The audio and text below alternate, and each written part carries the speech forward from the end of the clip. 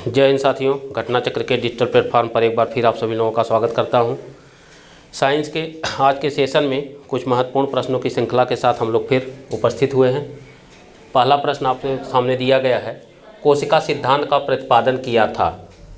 ठीक है, यहाँ 4 विकल्प आपके सामने दिया गया है। स्लाइडेन ने किया था, बी में दिया गया है स्वान ने किया था, सी में दिया गया है स्लाइडेन और स्वान दोनों ने किया था, और डी में दिया गया है रॉबर्ट हुक ने किया था। तो कोशिका सिद्धांत का प्रतिपादन किसने किया, ये प्रश्न इम्पॉर्टेंट है। तो देखिए, कोशिका सिद्धांत का प्रतिपादन स्लाइडेन और स्वान दोनों लोगों ने मिलकर किया था। इसका मतलब सही विकल्प क्या होगा, सी होगा। ठीक है, ये प्रश्न इम्पॉर्टेंट है, इसे एकदम पूरी तरह से अच्छे से समझ लीजिए। अगर प्रश्न पूछा जाता कोशिका की खोज किसने किया, कोशिका की खोज, तो कोशिका की खोज किसके द्वारा किया गया, तब इसका सही जवाब क्या होता, रॉबर्ट हुक होते। लेकिन यहाँ पर कोशिका सिद्धांत सेल थियरी पूछा जा रहा है, तो सेल थियरी अर्थात कोशिका सिद्धांत का प्रतिपादन किसके द्वारा होगा, ये स्लाइडेन और स्वान के द्वारा। ठीक है। दूसरी चीज़ इसी में जान लीजिए, कोशिका सिद्धांत है क्या, या इसी से संबंधित कुछ वन लाइनर प्रश्न आपसे और पूछे जा सकते हैं। कोशिका सिद्धांत के अंतर्गत स्लाइडेन और स्वान ने ही सर्वप्रथम ये बताया था, सर्वप्रथम स्लाइडेन और स्वान ने ही बताया था कि धरती पर जितने भी जीव हैं, चाहे वो पेड़ पौधे हों और चाहे जंतु हों, क्योंकि जीव के अंतर्गत हमने आपको बताया था ना कि जंतु भी आते हैं और पेड़ पौधे भी आते हैं। ठीक है, तो इन्होंने ही सबसे पहले बताए थे कि जितने भी जीव हैं उन सब का निर्माण जो होता है, निर्माण या हम कह सकते हैं संरचना, कोशिका से होती है, कोशिका से होती है। ठीक है, सबसे पहले इन्होंने ही बताया था अपने कोशिका सिद्धांत में। तो एक प्रश्न इससे आपसे क्या पूछा जा सकता है, पूरा का पूरा कोशिका सिद्धांत तो नहीं पूछा जाएगा एसएससी में या कोई भी ऑन डे एग्जाम हो, लेकिन कोशिका सिद्धांत के प्रतिपादन करता कौन है ये पूछा जाएगा, जैसा कि प्रश्न आपके सामने है। दूसरा प्रश्न यहाँ से दूसरा क्या पूछा जा सकता है आपसे, कि सर्वप्रथम किसके द्वारा बताया गया कि कोशिका ही किसी भी जीव की संरचनात्मक छोटी इकाई होती है।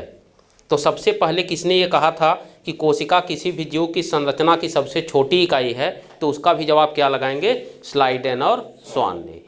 ठीक है, और एक प्रश्न एक तो जनरली पूछा ही जाता है, कई बार पूछा गया है कि किसी भी जीव की संरचना की सबसे छोटी इकाई क्या है, कोशिका है। ठीक है, कोशिका से ही जीव का निर्माण होता है। और शरीर के निर्माण की अगर हम क्रम देखें तो कैसे शरीर का निर्माण होता है, देखिए, अगर दो कोशिका आपस में जुड़ती है, दो कोशिका को आपस में जोड़ा जाता है, तो कोशिका और कोशिका के जुड़ने से क्या बनता है, ऊतक बनता है। ठीक है, टिश्यू बनता है। और ऊतक को अगर आपस में जोड़ दिया जाए तो ऊतकों के समूह को क्या कहते हैं, ऊतक के समूह को अंग कहा जाता है, और अंगों के समूह को क्या कहते हैं, शरीर कहा जाता है। ठीक है, तो इस प्रकार से देखिए, शरीर की सबसे छोटी इकाई क्या होती है, कोशिका होती है। और इस सबसे पहले किसके द्वारा बताया गया कि कोशिका ही शरीर की सबसे छोटी इकाई है, स्लाइडेन और स्वान के द्वारा बताया गया है। ठीक है, समझ में आया, कोई दिक्कत? चलिए अगले प्रश्न की ओर हम लोग बढ़ते हैं। अच्छा बताइए, कोशिका के खोजकर्ता तो रॉबर्ट हुक हैं, कोशिका में केंद्रक की खोजकर्ता अगर पूछा जाए तो क्या बताएंगे, कोशिका में Robert brown. Very good, Robert brown. इसे भी आप लोग नोट कर लीजिए, प्रश्न पूछा जा सकता है कि कोशिका के केंद्रक की खोजकर्ता कौन है, रॉबर्ट ब्राउन है। ठीक है, और यही केंद्रक जो होता है इसका कार्य भी आपसे पूछा जा सकता है कि कोशिका में निहित केंद्रक, इसका कार्य क्या होता है। तो केंद्रक का कार्य क्या है, कोशिकीय गतिविधियों पर नियंत्रण रखना, कोशिकीय गतिविधियों पर नियंत्रण रखना। ठीक है, अर्थात कोशिका क्या कार्य करेगी, क्या नहीं करेगी, इन सारी चीज़ों का निर्धारण कौन करता है, केंद्रक करता है। ठीक है, समझ में आया। कोशिका के प्रकार से भी एक प्रश्न आपसे पूछा जा सकता है, कोशिका कितने प्रकार के होते हैं, दो प्रकार के, कौन कौन सा, यूकैरियोटिक और प्रोकैरियोटिक। ठीक, चलिए अगले प्रश्न की ओर हम लोग बढ़ते हैं। अगला प्रश्न दिया गया है, खतरे का संकेत लाल रंग का बनाया जाता है, क्यों?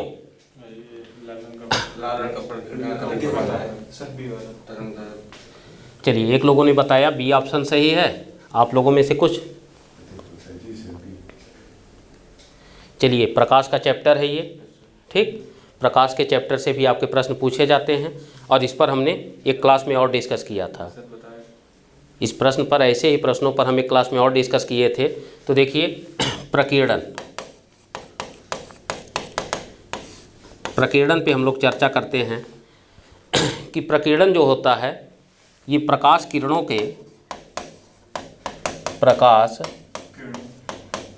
के तरंग दैर्ध्य पर निर्भर करता है, तरंग दैर्ध्य पर निर्भर करता है।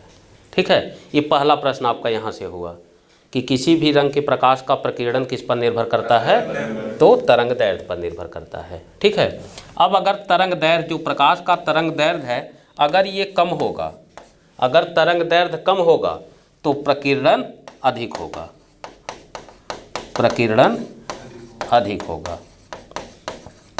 ठीक है, ये समझ में आया कि अगर तरंग दैर्ध्य कम होगा तो प्रकीर्णन पर क्या प्रभाव पड़ेगा, प्रकीर्णन बढ़ जाता है, अधिक होता है। ठीक, और अगर प्रकीर्णन अधिक होता है तो इसका प्रभाव पड़ता है कि रंग फैल जाते हैं, रंग फैल जाते हैं। ठीक है, अब इसी से आप समझिए कि अगर कोई रंग हम यहाँ पर ज़मीन पे गिरा रहे हैं और उसको हम ये चाहते हैं कि ये रंग धीरे धीरे उस छोर तक पहुँच जाए, उस दीवार को टच कर जाए। ठीक, और अगर हम ये कह रहे हैं कि अगर उसका प्रकीर्णन क्या कहते हैं अधिक हुआ है, अर्थात वो फैल गया, तो क्या कोई रंग अगर ज़मीन पर इस तरह से फैल जाएगा तो क्या वहाँ तक पहुँचेगा? नहीं पहुँचेगा। क्यों नहीं पहुँचेगा? क्योंकि पूरी तरह से ज़्यादा विस्तार में वो फैल गया है। ठीक है, अधिक क्षेत्रफल में वो फैल गया है, लेकिन दूरी क्या हो जाएगा, दूरी घट जाएगा, उसका घटेगा कि नहीं? क्योंकि इतने ही दूर में अगर वो फैल गया तो जाहिर सी बात है पूरा का पूरा रंग उतने ही दूर में ख़त्म हो जाएगा, अब बचेगा ही नहीं कि उस छोर तक पहुँच सके। ठीक, और दूसरा इसी में है कि अगर तरंग दैर्ध्य अधिक होगा, तरंग दैर्ध्य अधिक होगा तो प्रकीर्णन क्या हो जाएगा, तो प्रकीर्णन कम होगा, और अगर प्रकीर्णन कम होगा तो इसका प्रभाव क्या होगा, प्रकाश दूर तक जाएगा, प्रकाश किरण दूर तक जाएगा। ठीक, और अगर खतरे का संकेत लाल है तो इसका क्यों बनाया जाता है, क्योंकि हमको दूर से ही दिखाई दे जाए, दूर से ही दिखाई दे जाए, इसीलिए तो बनाया गया है कि हम दूर से ही देख लें कि संकेत लाल हो चुका है, इसका मतलब है आगे खतरा है। ठीक है, तो अब बताइए, इसी चार्ट को समझ के अब बताइए क्या सही ऑप्शन होना चाहिए? ये ऑप्शन सही हो जाना चाहिए, क्योंकि लाल रंग का प्रकीर्णन कम होता है। ठीक है, लाल रंग का प्रकीर्णन क्या होगा, कम होगा, और इसी लाल रंग के प्रकीर्णन कम होने का मतलब है कि लाल रंग का तरंग दैर्ध्य क्या होगा, तरंग दैर्ध्य अधिक होगा। ये भी प्रश्न आपसे पूछा जाएगा, तरंग दैर्ध्य अधिक होगा इसीलिए उसका प्रकीर्णन कम होगा, और अगर प्रकीर्णन कम होगा तो ज़्यादा दूर तक यात्रा करेगा, वो लंबी दूरी तय करेगा। ठीक, और तरंग दैर्ध्य किसका कम होता है, तो तरंग दैर्ध्य पहले पर है बैगनी का कम होता है सबसे कम, और दूसरे नंबर पर नीला रंग। ठीक है, नीला रंग और बैगनी रंग, इन दोनों का तरंग दैर्ध्य कम होता है, इसका मतलब इसका प्रकीर्णन क्या होगा, अधिक होगा, इन दोनों का प्रकीर्णन अधिक होगा। तो ये भी प्रश्न आपसे पूछा जाएगा कि सूर्य प्रकाश के सातों रंगों में किसका प्रकीर्णन अधिक होता है, बैगनी का और तत्पश्चात नीले का। ठीक है, क्लियर, कोई दिक्कत समझने में? और अगर प्रकीर्णन इसका कम सर्वाधिक होता है, तरंग दैर्ध्य ज़्यादा होता है, वो कम होता है, तो इसका क्या प्रभाव पड़ता है, जो आकाश का रंग हमको नीला दिखाई देता है वो अधिक प्रकीर्णन के कारण है, क्योंकि प्रकीर्णन अधिक हुआ तो जो भी प्रकाश किरण है ज़्यादा विस्तृत एरिया में फैल जाता है, इसीलिए हमको आकाश का रंग कैसा दिखाई देता है, नीला दिखाई देता है। क्लियर हुआ ना? अब इस चार्ट को ही आप समझ लिए होंगे, तो कोई भी प्रश्न प्रकीर्णन से संबंधित आ जाए आप सही कर ले जाएंगे, हो जाएगा सही ना? कोई दिक्कत समझने में? दूसरा, इसी प्रकीर्णन से संबंधित एक प्रश्न लाल रंग से और पूछा जाता है कि सूर्योदय और सूर्यास्त के समय सूर्य का रंग कैसा दिखाई देता है, लाल दिखाई देता है। क्यों दिखाई देता है? क्योंकि लाल रंग का प्रकीर्णन कम होता है, और अगर लाल रंग का प्रकीर्णन कम होगा तो हमको दूर तक लाल रंग जाएगा। ठीक है, तो सूर्योदय जहाँ से होता है वहाँ से लेकर पृथ्वी तक आसानी से लाल रंग पहुँच पाता है, बाकी रंग बिखर जाते हैं। ठीक है, इसीलिए सूर्योदय और सूर्यास्त के समय सूर्य का रंग कैसा दिखाई देता है? लाल। क्लियर? क्यों ऐसा होता है? प्रकीर्णन कम होने के कारण। ठीक, ये भी प्रश्न आपसे पूछा जा सकता है, तो इसे भी याद रख लीजिएगा कि लाल रंग का प्रकीर्णन कम होने के कारण ही सूर्योदय और सूर्यास्त के समय सूर्य हमें लाल रंग का दिखाई देता है। क्लियर? अगले प्रश्न की ओर हम लोग बढ़ते हैं। अगला प्रश्न दिया गया है, पिता का रक्त वर्ग A और माता का रक्त वर्ग B हो तो बच्चों में संभावित रक्त वर्ग कौन सा होगा? क्या हो जाएगा? सभी हो जाएगा। बिल्कुल सही जवाब है। ठीक है, ये ध्यान रखिएगा, कोई भी प्रश्न अगर आपके सामने मिले और एक प्रश्न आपसे रक्त वर्ग से पूछा जाता है इस टाइप में कि पिता का ये है माता का ये है तो बच्चों में क्या होगा। ठीक, और एक प्रश्न ये भी पूछा जा सकता है कि बच्चों में क्या नहीं होगा। ये भी पूछा जा सकता है कि अगर बच्चों में ये होगा तो इसका मतलब है कि जो बच रहा है वो नहीं होगा। ठीक है, तो इस रूप में भी प्रश्न पूछे जा सकते हैं।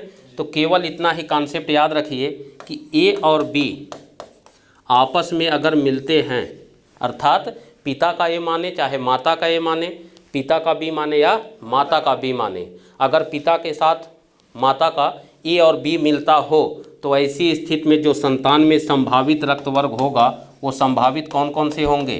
तो संभावित A भी हो सकता है, B भी हो सकता है, AB भी हो सकता है और O भी हो सकता है। O होगा किसमें? केवल A और B वाले में। ठीक है, अर्थात पिता का A माता का B या पिता का B और माता का A, दोनों एक ही चीज़ है। जैसे गणित में चाहे हम कहें 2 गुणे 2 तब भी 4, अब हम इस 2 को उठाकर यहाँ कर दें और इस 2 को उठाकर यहाँ कर दें तब भी क्या होगा? 4 ही होगा ना। या दूसरे उदाहरण से 2 गुणे 4 करें और चाहे 4 गुणे 2 करें, आंसर क्या होगा? 8 ही होगा। उसी प्रकार से चाहे माता का A पिता का B माने, चाहे पिता का B और माता का A माने, हर स्थिति में चारों संभावित रक्त वर्ग होगा। ठीक, और एकमात्र रक्त वर्ग यही एकमात्र रक्त वर्ग का संयोजन है जिसमें चारों रक्त संभावित होते हैं। ठीक, इसका मतलब है कि यही प्रश्न अगर दूसरे रूप में दे देता कि असंभावित कौन से होंगे, असंभावित रक्त वर्ग कौन से हो जाएंगे अगर माता पिता का A और माता का B हो तो इसका जवाब होता कोई नहीं, क्योंकि जब तक संतान का रक्त वर्ग निर्धारित नहीं हो जाता होगा तो इन चारों में से कोई एक ही। ठीक, लेकिन जब तक निर्धारित नहीं हुआ तब तक तो हम यही कहेंगे कोई भी ऐसा असंभावित नहीं है, क्योंकि चारों की ही संभावना है। A भी हो सकता है, B भी हो सकता है, AB भी हो सकता है और O भी हो सकता है। ठीक, तो असंभावित रक्त वर्ग क्या होगा? कोई नहीं। ठीक है, दूसरी चीज़ एक कॉन्सेप्ट यहाँ से भी ध्यान रखिए कि अगर हम माता का AB मान लें और पिता का A भी मान लें, B भी माने, AB भी माने या O माने, इस चीज़ को आप समझिए।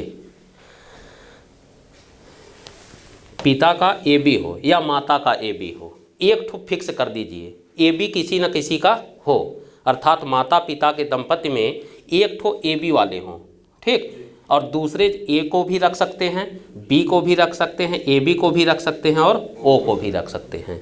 अर्थात हम कह रहे हैं, चलिए अलग अलग ही मान के पहले दिखा देते हैं आपको कि अगर माता का AB हो पिता का A हो, ठीक है, या हम कहें माता का A हो और पिता का AB हो, तो इस कंडीशन में हमेशा ध्यान में रखिएगा AB रक्त समूह चाहे जिसके साथ जुड़े, चाहे वो A के साथ जुड़े, चाहे B के साथ जुड़े, चाहे AB के साथ जुड़े और चाहे O के साथ जुड़े, किसी भी कंडीशन में AB रक्त वर्ग से O रक्त वर्ग नहीं प्राप्त होता। ध्यान रखिएगा इस चीज़ को, यही आपका मूल कॉन्सेप्ट है। ऐसे प्रश्न में हमेशा एक ऑप्शन इस तरह से बनाता है कि संभावित रक्त वर्ग कौन होगा या कौन सा संभावित नहीं होगा, तो असंभावित में हमेशा किसको रखेंगे आप लोग? O को रखेंगे। ठीक है, जैसे प्रश्न के रूप में एक प्रश्न आप लोग नोट करिए, इसमें लिखिए यदि पिता का रक्त वर्ग AB हो, यदि पिता का रक्त वर्ग AB हो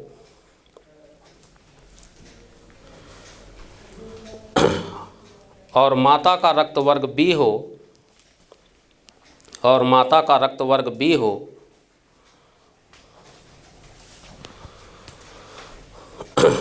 तो बच्चे में असंभावित रक्त वर्ग होगा। तो बच्चे में असंभावित रक्त वर्ग होगा। इसका ऑप्शन लिखिए।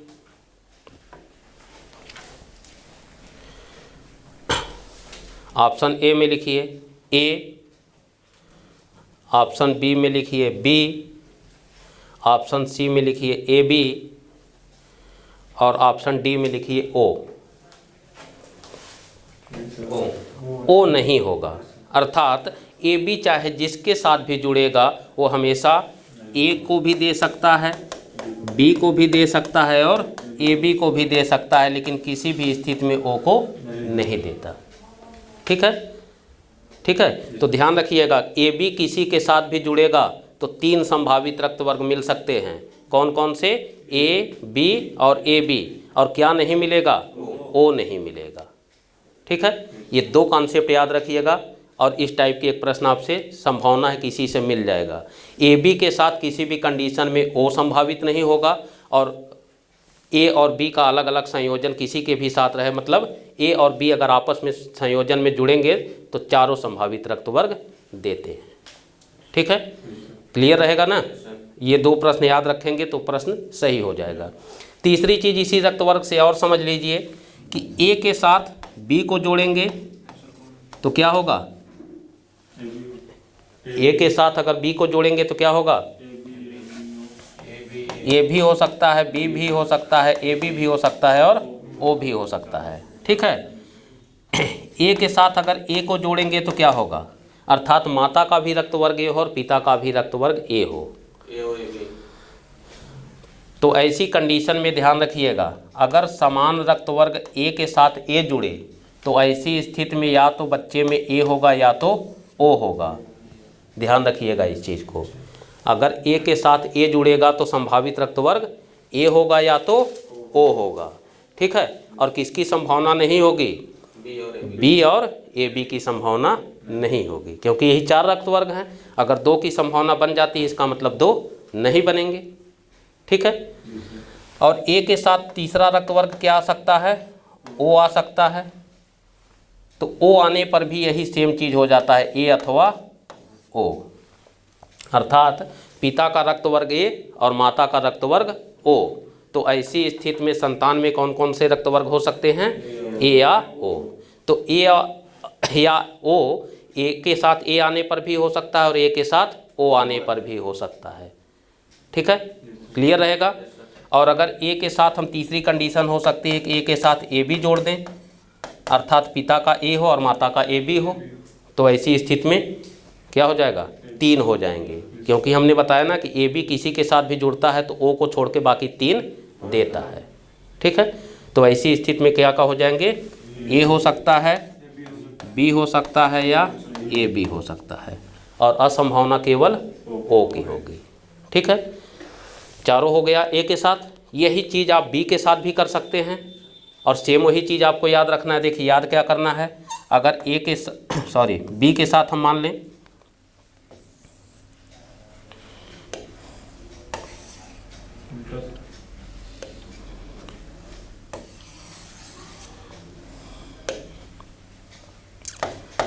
लें हम पिता में B है और माता में A है, तो ऐसी स्थिति में क्या हो जाएगा?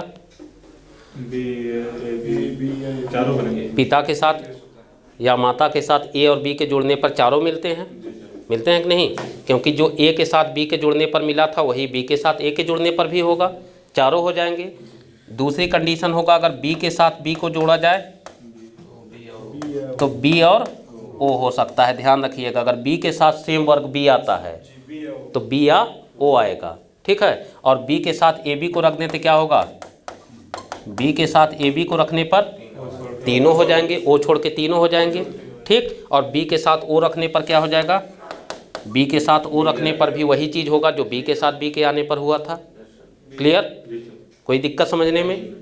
समझ में आ गया? और रक्त वर्ग तीसरा आपके पास बचा है ए बी का, जो आप जान गए हैं कि ए बी के साथ अगर जुड़ेगा तो ओ को छोड़ के सभी दे देंगे। इन तीनों में आप देखेंगे तो ठीक है।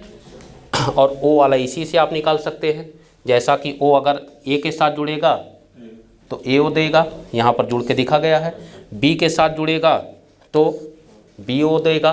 ठीक, ए बी के साथ जुड़ेगा तो ए या बी देगा लेकिन ओ नहीं देगा, और ओ अपने के साथ जुड़ने पर केवल ओ देता है। क्लियर रहेगा ना?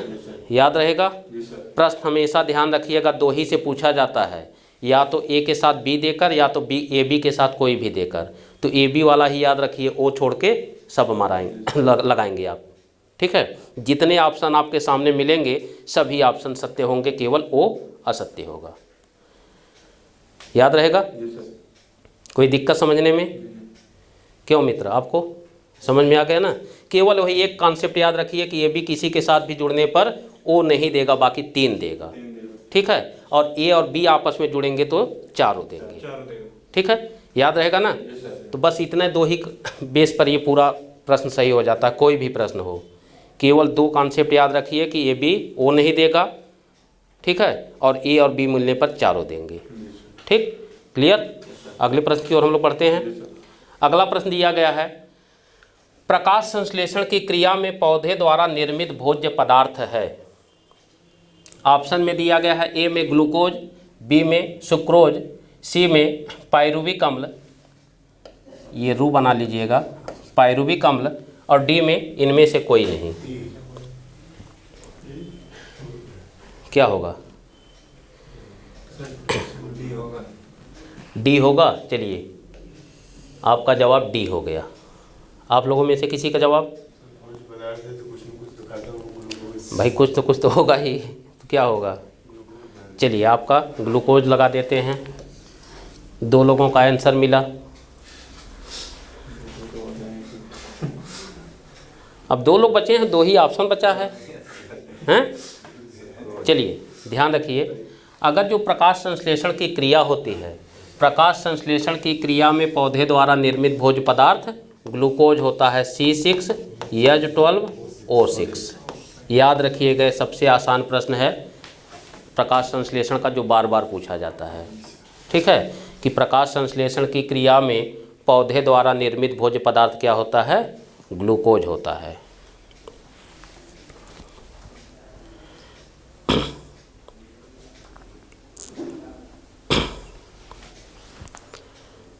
पौधे द्वारा निर्मित भोज्य पदार्थ ग्लूकोज होता है। ठीक, अब प्रकाश संश्लेषण की क्रिया से कुछ प्रश्न और पूछे जा सकते हैं आपको, उसे भी आप लोग समझ लीजिए कि प्रकाश संश्लेषण से जितने भी संभावित प्रश्न बन सकते हैं उन सब प्रश्नों पर यहाँ मैं चर्चा कर देता हूँ। ठीक है, कुछ आप लोग नोट डाउन कर लीजिएगा, कुछ हम प्रोवाइड करा देंगे लिख के। ठीक है, तो देखिए, जो प्रकाश संश्लेषण की क्रिया होती है, प्रकाश संश्लेषण, इसे अंग्रेजी में फोटोसिंथेसिस भी कहते हैं।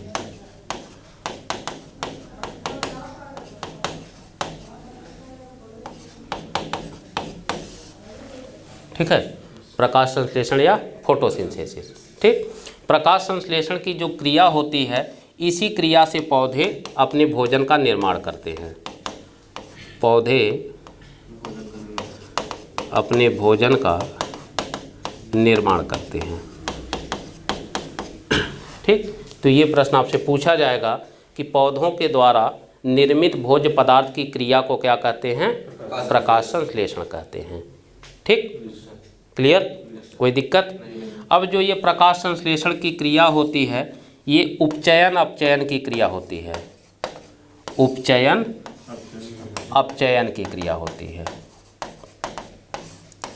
ये भी आपसे पूछा जाएगा कि प्रकाश संश्लेषण की क्रिया किस प्रकार की क्रिया है? उपचयन और अपचयन की क्रिया है। ठीक है, अर्थात केवल उपचयन यह क्रिया संपन्न नहीं कर सकती और अकेले केवल अपचयन भी ये क्रिया संपन्न नहीं कर सकती। ये पूरी क्रिया तभी संपन्न होगी जब उपचयन भी हो और अपचयन भी हो। ठीक है, ये दूसरा प्रश्न आपका हो जाएगा कि किस प्रकार की क्रिया है, तो एक उपचयन और अपचयन की क्रिया है। ठीक, उपचयन को अंग्रेजी में ऑक्सीडेशन कहते हैं और अपचयन को अंग्रेजी में रिडक्शन कहते हैं। ठीक है, उपचयन का मतलब ऑक्सीडेशन और अपचयन का मतलब रिडक्शन। ठीक है, अर्थात ये एक ऑक्सीडेशन और रिडक्शन की क्रिया है। ठीक, दूसरा प्रश्न क्या पूछा जाएगा कि प्रकाश संश्लेषण की क्रिया में उपचयन किसका होता है और अपचयन किसका होता है। ठीक, तो प्रकाश संश्लेषण की जो क्रिया होती है इसमें जल का उपचयन होता है, जल अर्थात H2O, इसका उपचयन होगा और यहाँ पर CO2 का अपचयन होता है।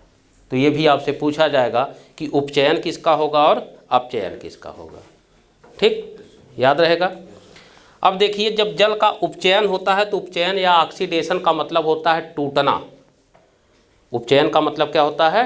टूटना। ठीक है, इसका मतलब है कि जल टूट जाएगा, तभी तो उपचयन हुआ। उपचयन का मतलब ही है टूटना, और जल अगर टूटेगा तो क्या क्या बनेगा? हाइड्रोजन अलग हो जाएंगे, ऑक्सीजन अलग हो जाएगा। ठीक है, ऑक्सीजन अलग हुआ और हाइड्रोजन अलग हुआ। अब पौधे प्रकाश संश्लेषण की क्रिया में जो हाइड्रोजन उसको ज़रूरत होती है, उस हाइड्रोजन को ये किससे प्राप्त कर लेता है? जल के उपचयन से प्राप्त करता है। स्पष्ट है कि जल ही टूट के हाइड्रोजन बनाता है, और जो प्रकाश संश्लेषण के लिए आवश्यक हाइड्रोजन है वो हाइड्रोजन और कहीं से नहीं प्राप्त होता। किससे प्राप्त होता है? जल से प्राप्त होता है। ये तीसरा प्रश्न आपका इम्पॉर्टेंट है कि प्रकाश संश्लेषण की क्रिया के लिए पौधों को हाइड्रोजन आयन की प्राप्ति कहाँ से होती है? जल के उपचयन से होती है।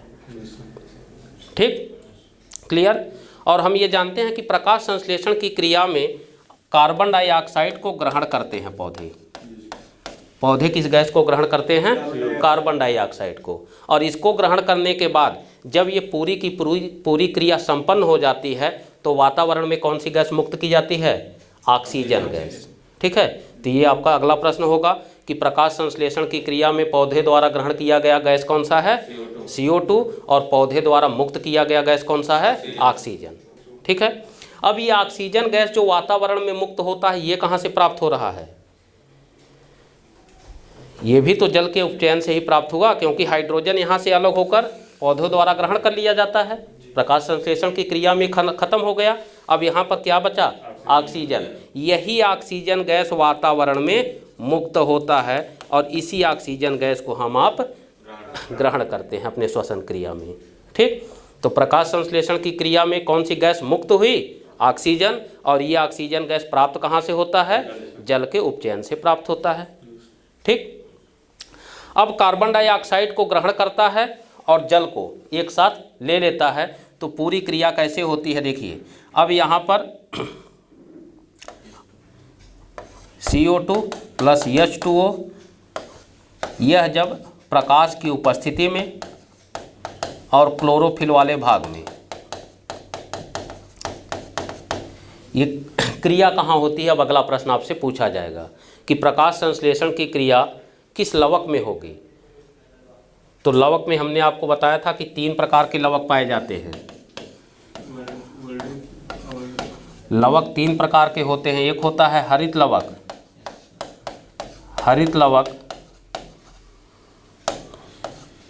ठीक, दूसरा होता है वर्णी लवक और तीसरा होता है अवर्णी लवक। अंग्रेजी में हरित लवक को क्लोरोप्लास्ट कहा जाता है। ठीक, वर्णी लवक को क्रोमोप्लास्ट कहा जाता है। इसे कहा जाएगा क्रोमोप्लास्ट, इसे कहा जाएगा क्लोरोप्लास्ट और इसे कहा जाता है ल्यूकोप्लास्ट।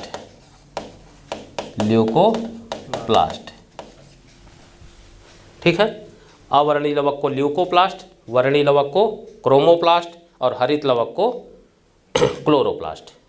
ठीक, हरित लवक के क्लोरोप्लास्ट में एक विशेष भाग होता है जिसको कहते हैं क्लोरोफिल।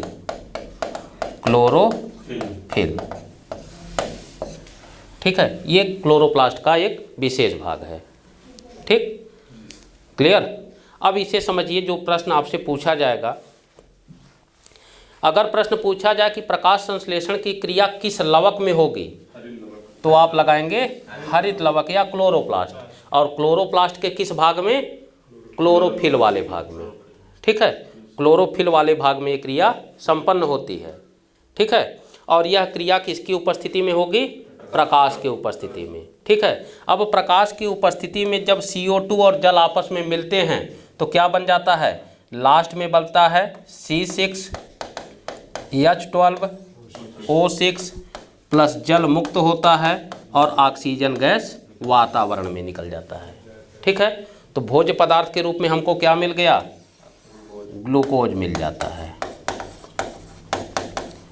ठीक, और ये ऑक्सीजन गैस वातावरण में मुक्त होता है।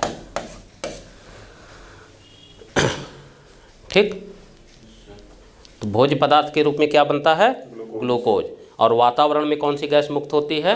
Oxygen gas. ठीक है, क्लियर? कोई दिक्कत समझने में? इतने प्रश्न आपसे पूछे जा सकते हैं। किस लवक में होगा? तो आप लगाएंगे हरित लवक में। हरित लवक के किस भाग में? क्लोरोफिल वाले भाग में। ठीक, और किसका उपचयन होगा? तो जल का। अपचयन किसका होगा? कार्बन डाइऑक्साइड का। ठीक, वातावरण में मुक्त होने वाला ऑक्सीजन कहाँ से प्राप्त होता है? जल से। हाइड्रोजन कहाँ से प्राप्त होगा? जल से। ठीक, क्लियर सभी प्रश्न? अगली चीज़ यहाँ पर देखिए कि जो प्रकाश संश्लेषण की क्रिया होती है ये हमने बताया हरित लवक में। अब हरित लवक पौधे के किस भाग में पाया जाता है? तो ये जो हरित लवक होता है ये पत्तियों में पाया जाता है। ठीक, और हरे भागों में पाया जाता है। दोनों में पाया जाता है, पत्तियों में भी और हरे भागों में। जैसे तना वगैरह, जो टहनियाँ वगैरह होती हैं, शाखाएं जो हरे रंग की होती हैं, उसमें भी पाया जाता है, लेकिन सर्वाधिक कहाँ होता है? पत्तियों में। ठीक है, और इसी हरित लवक की उपस्थिति के कारण ही पत्तियों का रंग हरा होता है। ठीक, और इसी पत्तियों वाले भाग में मुख्यतः जो प्रकाश संश्लेषण होता है वो कहाँ होता है? पत्तियों में होता है। ये प्रश्न याद रखिएगा कि प्रकाश संश्लेषण की क्रिया मुख्यतः कहाँ होगी? पत्तियों में होती है। हालांकि पत्तियों के अलावा तने वाले भाग में भी होता है, लेकिन कम होता है। और उसका उपयोग ज़्यादातर कब करते हैं? जब पतझड़ का मौसम आता है तो पत्तियाँ गिर जाती हैं। पत्तियाँ गिरने के बाद ऐसा तो है नहीं कि भोजन नहीं बनेगा, भोजन के अभाव में पेड़ पौधे सूख सकते हैं। तो ऐसी स्थिति में जब पतझड़ का मौसम आ जाता है, पत्तियाँ पूरी तरह से गिर जाती हैं, तो उस कंडीशन में प्रकाश संश्लेषण की क्रिया हरे भागों में, तने वगैरह में होती है। ठीक है, लेकिन मुख्यतः किस भाग में होगी? तो उसका जवाब क्या लगाएंगे? पत्तियों में होती है। ठीक है, अब पत्तियों में निर्मित जो भोज्य पदार्थ है वहाँ पर बनता है, जैसे हमारे आपके यहाँ खाना कहाँ बनता है? किचन में, रसोई घर में। ठीक, लेकिन उसको खाने वाले कहाँ होते हैं? बाहर होते हैं। कोई खेत में काम कर रहा है तो उसका भोजन खेत में ही चला जाता है, कोई बाग में बैठा है तो उसका भोजन बाग में ही चला जाता है। अर्थात जितने मेंबर हैं घर के उन सबको भोजन की आवश्यकता होती है, लेकिन भोजन स्पेशली बनता कहाँ पर है? किचन में। तो उसी प्रकार से यहाँ भी प्रकाश संश्लेषण की क्रिया मुख्यतः पौधों के पत्तियों में हुआ, लेकिन उसके द्वारा निर्मित भोज्य पदार्थ की आवश्यकता किसी भी पौधे के सभी भागों को होती है। ये तना हुआ, इसको भी होगा, ये शाखाएं हुई, इनको भी होगा, शाखाओं को भी, और ये जड़ है, इस जड़ को भी भोजन की आवश्यकता है। ठीक, जड़ों को भी है, शाखाओं को भी है और तने को भी है, लेकिन मुख्यतः बना कहाँ पर है? पत्तियों में। ठीक है, मुख्यतः पत्तियों में बना। तो पत्तियों में निर्मित भोज्य पदार्थ को पौधे के सभी भागों अर्थात तनों, शाखाओं और जड़ों तक पहुँचाने का कार्य कौन करेगा?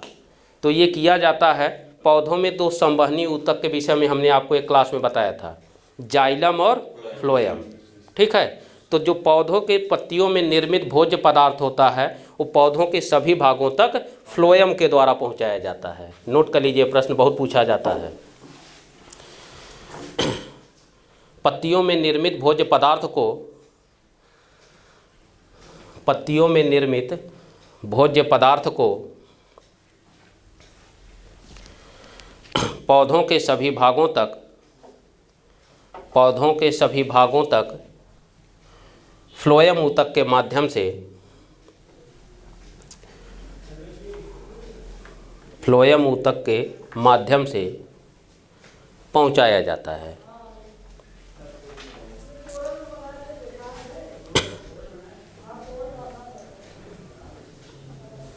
ठीक, और जाइलम ऊतक का कार्य क्या होता है? अब ये भी प्रश्न आपसे पूछा जाएगा। तो देखिए, प्रकाश संश्लेषण की क्रिया में जो जल होता है, उपचयन के लिए इसकी आवश्यकता है, और ये जल पौधे कहाँ से ग्रहण करते हैं? तो अपनी जड़ों से ग्रहण करते हैं, भूमिगत जल को। जो पानी पर जमीन के अंदर है उसी पानी का उपयोग ये प्रकाश संश्लेषण की क्रिया में करते हैं। ठीक, तो जड़ों से ग्रहण करते हैं, लेकिन जड़ों के द्वारा ग्रहण किया गया या जो पानी है इसकी आवश्यकता प्रकाश संश्लेषण हो रहा है पत्तियों में, तो पत्तियों तक जाना चाहिए। तो इस जल को पत्तियों तक पहुँचाने का कार्य कौन करेगा? जाइलम ऊतक। ठीक है, दोनों प्रश्न याद रखिएगा। पहला प्रश्न यहाँ से पूछा जाएगा कि प्रकाश संश्लेषण की क्रिया के लिए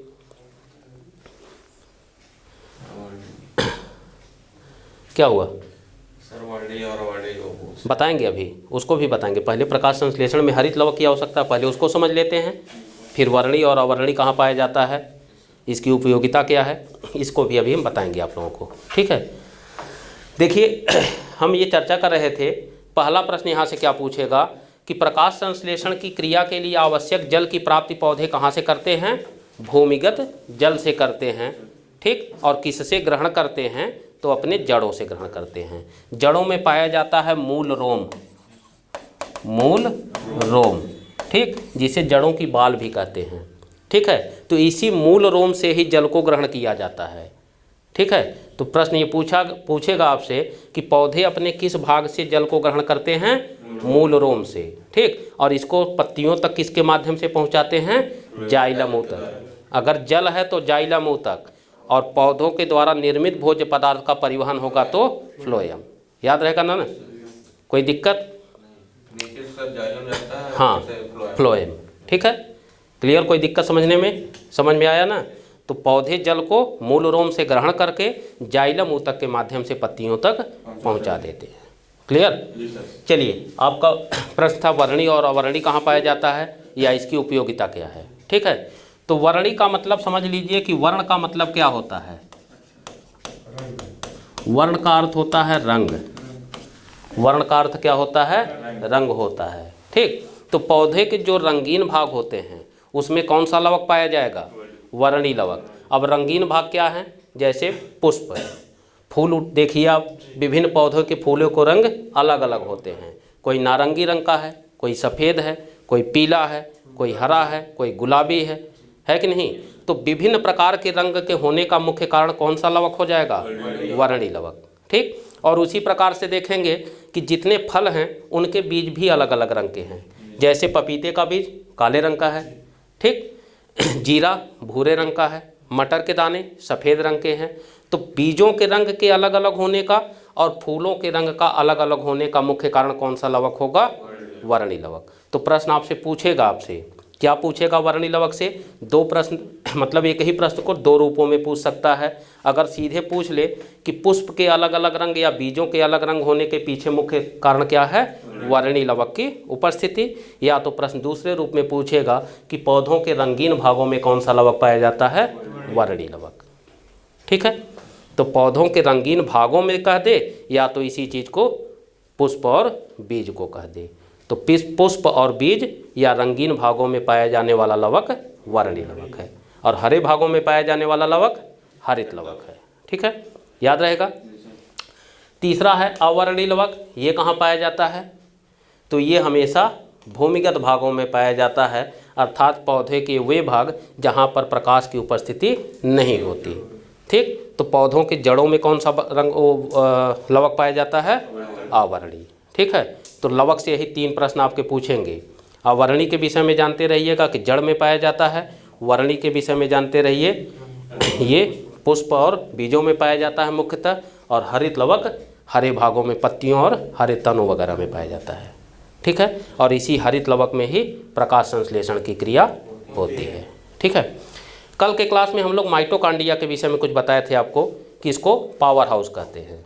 तो जंतु कोशिका का पावर हाउस क्या है? माइटोकांड्रिया है। ठीक, उसी प्रकार से पौधों का पावर हाउस क्या होगा? हरित लवक होता है। तो पावर हाउस इसीलिए कहते हैं कि यहीं पर ऊर्जा का निर्माण हो रहा है, भोजन यहीं पर बना है, और जहाँ भोजन बनेगा ऊर्जा तो वहीं से प्राप्त होगा। ठीक, तो पौधों का पावर हाउस किसे कहते हैं? हरित लवक को, और जंतुओं का पावर हाउस माइटोकांड्रिया को। याद रहेगा ना? ये सारे प्रश्न आप देखेंगे, आप प्रैक्टिस सेट उठा के देखिए तो सारे प्रश्न आपको मिलेंगे, किसी न किसी रूप में कहीं न कहीं ये सब प्रश्न आएंगे आपको। ठीक है, चलिए प्रकाश संश्लेषण से एक चीज़ और बचा है, प्रकाश संश्लेषण के प्रकार के विषय में जो आपको जानना आवश्यक है।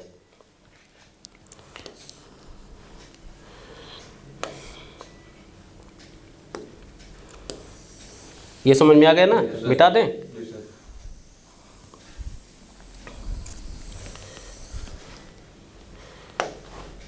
अब देखिए, जो प्रकाश संश्लेषण के प्रकार की अगर हम बात करें तो प्रकाश संश्लेषण दो प्रकार का होता है। एक को हम कहते हैं प्रकाशीय अवक्रिया और दूसरे को हम कहते हैं अप्रकाशीय अवक्रिया।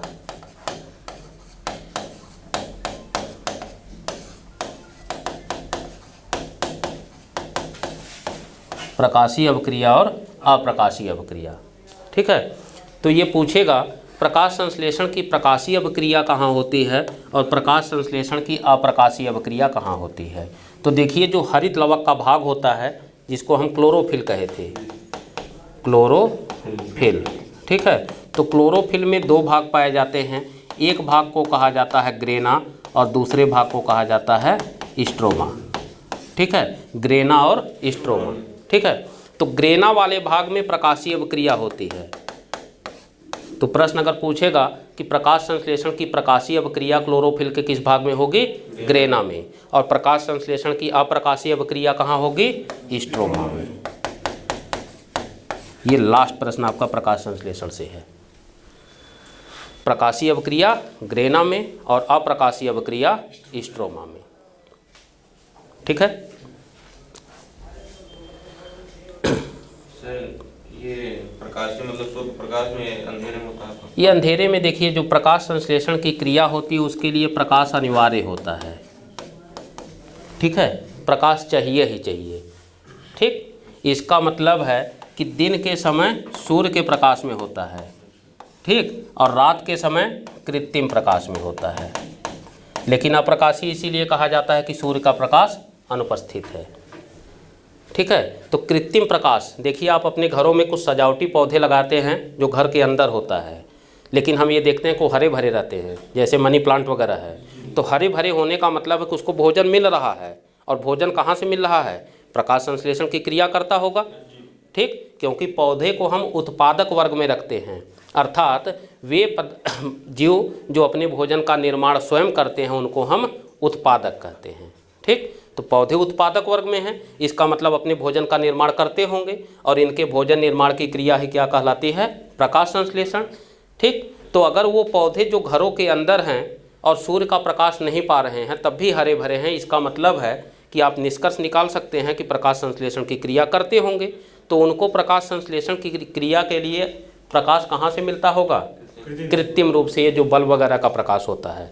ठीक, तो इसको हम अप्रकाशीय अवक्रिया केवल इसी रूप में कहते हैं कि वहाँ पर सूर्य अनुपस्थित है। ठीक, तो रात में कह सकते हैं कि रात में स्ट्रोमा में हो रहा है। ठीक, और बाकी प्रकाशीय अवक्रिया ग्रेना में हो रहा है। क्लियर? कोई दिक्कत समझने में? तो इसको भी ध्यान रखिएगा कि प्रकाश संश्लेषण के लिए आवश्यक प्रकाश है। ऑप्शन ए में सूर्य का प्रकाश, बी में कृत्रिम प्रकाश, सी में दोनों दे दे तो क्या सही होगा? दोनों होगा भाई ना, सूर्य का प्रकाश भी सही होगा और कृत्रिम प्रकाश भी सही होगा। ठीक है, चलिए अगले प्रश्न की ओर हम लोग बढ़ते हैं। अगला प्रश्न दिया गया है, गुरुजल का रासायनिक संगठन क्या होता है? अब यहाँ पर गुरुजल को हम, ये आया हुआ प्रश्न आपका है भारी जल, इसी को कहते हैं। गुरु का मतलब होता है भारी। ठीक है, हिंदी में भारी को हम गुरु भी लिख सकते हैं। ठीक, और हल्के को हम लघु भी लिख सकते हैं। हल्के को हम लघु भी लिख सकते हैं। ठीक, या हल्के को ही हम छोटा भी कह सकते हैं। तो छोटे को हम लघु भी कहते हैं और बड़े को हम गुरु कहते हैं। ठीक है, तो गुरु जल या भारी जल का रासायनिक संगठन क्या होगा? D2O होता है। ठीक, D2O। ठीक, और इसका पूरा नाम अगर पूछ लें कि D का मतलब क्या हुआ? ये भी प्रश्न आपसे पूछा जा सकता है कि भारी जल के रासायनिक संगठन D2O में D का अर्थ है, ये भी आपसे पूछा जा सकता है। ठीक, कि D का मतलब क्या है, या यहीं पर D2O न लिखकर हम कुछ चीज़ और लिख सकते हैं। क्या लिख सकते हैं? हैं? हाँ, तो उसकी हिंदीयत पूछ रहा हूँ भाई। हैं, बताइए। ड्यूटेरियम, ड्यूटेरियम, डी का अर्थ क्या है? ड्यूटेरियम है। ठीक है, तो इसको हम ड्यूटेरियम ऑक्साइड भी लिख सकते हैं।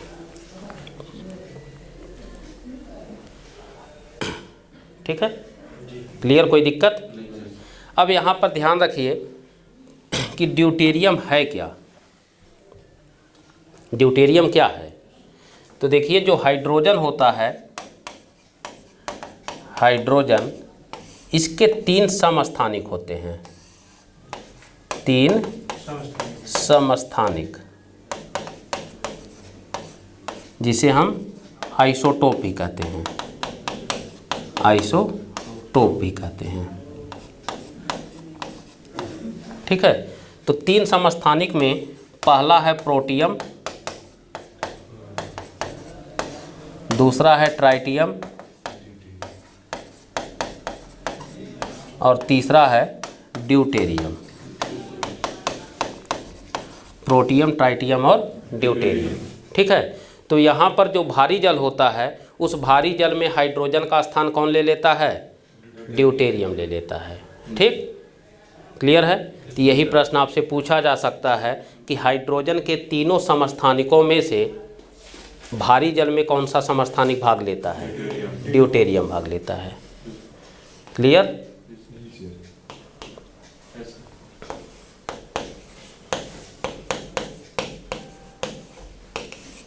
तो कौन सा समस्थानिक भारी जल के निर्माण में भाग लेता है? ड्यूटेरियम।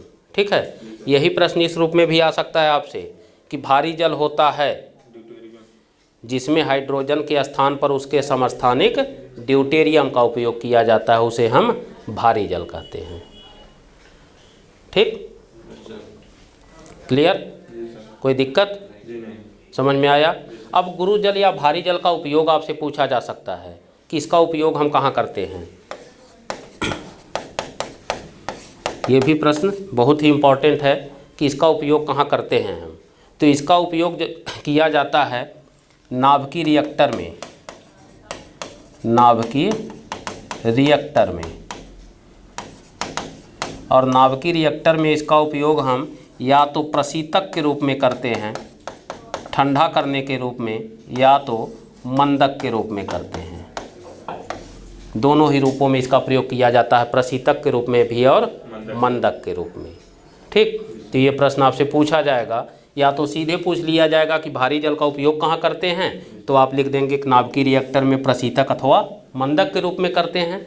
या तो प्रश्न इस तरह से पूछा जाएगा कि नाभिकीय रिएक्टर में प्रशीतक या मंदक, दोनों में से दोनों दे सकता है, या तो कोई एक, कि प्रशीतक के रूप में या तो मंदक के रूप में हम किसका उपयोग करते हैं, तब भारी जल या D2O का। ठीक, लेकिन इसके अलावा भारी जल के अलावा नाभिकीय रिएक्टर में प्रशीतक या मंदक के रूप में एक चीज़ का और प्रयोग करते हैं, उसको हम कहते हैं ग्रेफाइट। इन दोनों का प्रयोग किया जाता है।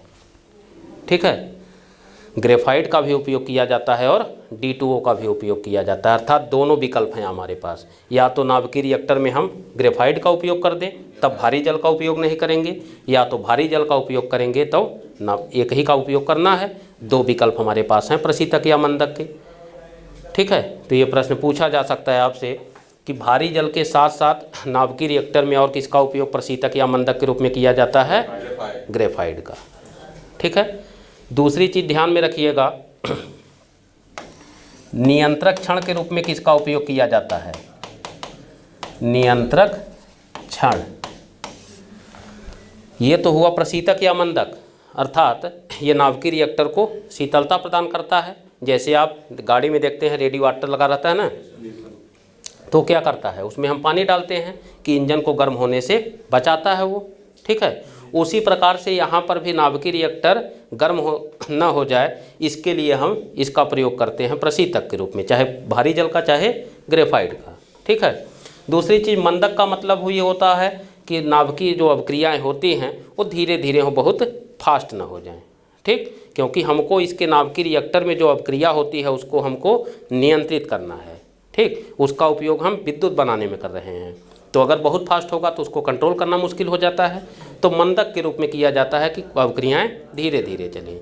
उसी प्रकार से कभी कभी ऐसा होता है कि न्यूट्रॉनों की जो बमबारी कराई जाती है उसमें प्लूटोनियम और यूरेनियम को तोड़ने के लिए, तो यूरेनियम 235 जो होता है इसका उपयोग हम करते हैं नाभिकीय रिएक्टर के ईंधन के रूप में। ठीक है, तो उस यूरेनियम 235 को हम तोड़ते हैं आर्टिफिशियल रूप से। ठीक है, और उसी के तोड़ने से जो ऊर्जा निकलती है उसी ऊर्जा का उपभोग हम विद्युत के रूप में करते हैं। जो घरों में हमारी बिजली सप्लाई हो रही है ये नाभिकीय रिएक्टर से आता है। ठीक है, तो अब यहाँ पर पूछा जाएगा कि अवक्रिया के दौरान न्यूट्रॉनों की बमबारी से अगर न्यूट्रॉन बहुत तेज़ निकल रहे हैं तो उसको नियंत्रण भी किया जाता है। ठीक, कि बहुत तेज़ ना निकले, इतना भी ना हो जाए कि हम कंट्रोल ही ना कर पाएँ, तो कंट्रोल क्षण या नियंत्रक क्षण के रूप में किसका प्रयोग किया जाता है, तो यहाँ पर किया जाता है कैडमियम का प्रयोग।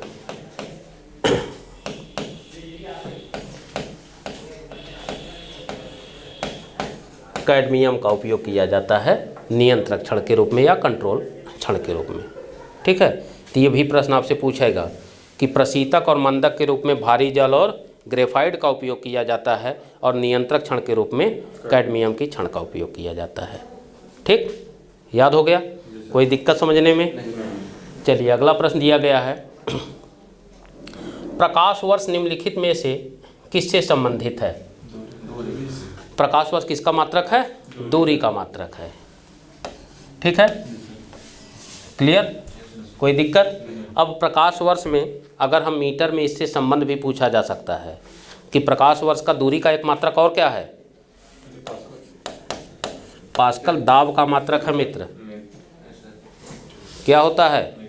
मीटर होता है। ठीक, अर्थात दूरी का एसआई मात्रक जो होता है, एसआई पद्धति में दूरी का मात्रक क्या होता है? मीटर। ठीक, अब यहाँ पर दूरी का मात्रक हमने प्रकाश वर्ष लिखा है। ठीक, तो एक प्रकाश वर्ष होता क्या है? वो आप प्रकाश का चाल बता रहे हैं, प्रकाश की चाल 3 × 10 3 × 8 गुणे, वो आप प्रकाश की चाल बता रहे हैं, ये क्या होगा? पहली चीज़ तो ये बता दीजिए कि प्रकाश वर्ष होता क्या है? एक वर्ष में चली गई दूरी, अर्थात सूर्य का प्रकाश एक वर्ष में जितनी दूरी तय करती है उसी दूरी को हम किस में मापते हैं? प्रकाश वर्ष में मापते हैं। ठीक है, तो प्रकाश द्वारा एक वर्ष में चली गई कुल दूरी को हम प्रकाश वर्ष में मापते हैं। ठीक, क्लियर? अब एक प्रकाश वर्ष का जो मीटर में संबंध होता है वो 9.46 × 10⁻15 मीटर होता है। एक प्रकाश वर्ष बराबर क्या होगा? ये आपसे पूछा जा सकता है, इम्पॉर्टेंट है कि एक प्रकाश वर्ष में कितने मीटर होते हैं या प्रकाश वर्ष का मीटर के साथ संबंध। ठीक, तो 9.46 × 10⁻15 मीटर। ठीक, इसमें नापते हैं सर न्यूटन मीटर में। नापते किसमें है इसे? किसमें? एक प्रकाश वर्ष। प्रकाश वर्ष इसी में, सीधे प्रकाश वर्ष एक मात्रक ही है। ठीक है, क्लियर? कोई दिक्कत? अगला प्रश्न है, दही बनाने में खाली स्थान दिया गया है, बैक्टीरिया सहायक होते हैं। ठीक, तो कौन सा होगा इसमें? दही बनाने में बैक्टीरिया सहायक होते हैं। ये जो लैक्टिक सी होगा इसका, अर्थात उस बैक्टीरिया का नाम पूछ रहा है जिस बैक्टीरिया के कारण दूध दही में परिवर्तित हो रहा है। ये तो दही में पाया जाने वाला अम्ल होगा, दही में उपस्थित अम्ल।